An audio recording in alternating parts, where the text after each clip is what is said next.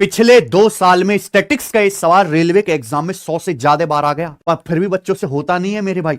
खतरनाक सवाल है, देखिएगा। किसी डेटा का मोड उसके मीन से 37.8 अधिक है, यानी कि मोड माइनस मीन 37.8। तो पूछा है बहुलक यानी कि मोड मीडियन से कितना ज्यादा होगा, मोड माइनस मीडियन पूछा है। बताना है इंपेरिकल फॉर्मूला से। ये फॉर्मूला होता है मोड बराबर thrice of median minus twice of mean, लिखा हुआ है सब कुछ। आपको रिश्ता बताना है मोड और मीडियन में, यानी कि मीन की कोई जरूरत नहीं है, मीन खत्म करना है। यहां क्या है माइनस का मीन, यहां क्या है माइनस का ट्वाइस ऑफ मीन, दुगना है। तो भैया इस इक्वेशन को हम क्या कर देते हैं 2 से गुणा, जिससे कि सेम हो जाए मीन। क्लियर है भैया, यहां 2 से गुणा कर दिया। अब क्या करो मेरे भाई, इन दोनों इक्वेशंस को आप ऐड कर दो, जोड़ दो। यहां लेफ्ट साइड में माइनस का ट्वाइस मीन है, उधर राइट साइड में माइनस का ट्वाइस मीन है। तो जब मैं इनको जोड़ूंगा तो क्या आ जाएगा बेटा, कट जाएगा। तो 2 मोड प्लस मोड क्या आ जाएगा 3 मोड, बराबर राइट साइड में क्या बचेगा 3 मीडियन, उसको भी लेफ्ट साइड में ले आओ खटाक से, तो क्या आएगा माइनस थ्राइस ऑफ मीडियन, बराबर क्या आएगा मेरे भाई 2 गुणा 37.8। ये बचेगा। आप बोलोगे हाँ जी सर, ठीक है जी।